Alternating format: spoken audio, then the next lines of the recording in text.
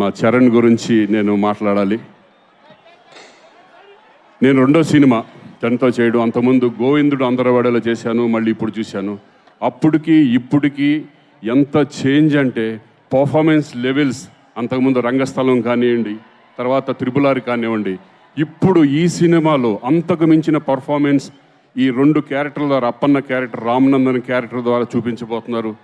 నిజంగా ఇద్దరు కలిసి చేస్తుంటే నాకు అన్నయ్యతో ఉన్నట్టే ఉంటుంది. ఆ మాటలు, ఆ నడవడిక కానీ నేను అన్నయ్యని చూసిన ఫీలింగే నాకు ఎప్పుడూ ఉంటుంది. నేను ఎన్నోసార్లు అన్నయ్య కూడా చెప్పాను నేను. So very very happy. కానీ అన్నీ మారినాయి, కానీ ఒకటి మారలేదు. ఏంటంటే behaviour.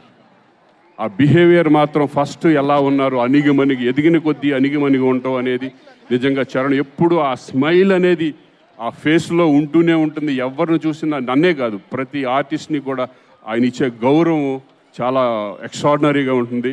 Keep it up Charan గారు. I'm very very happy.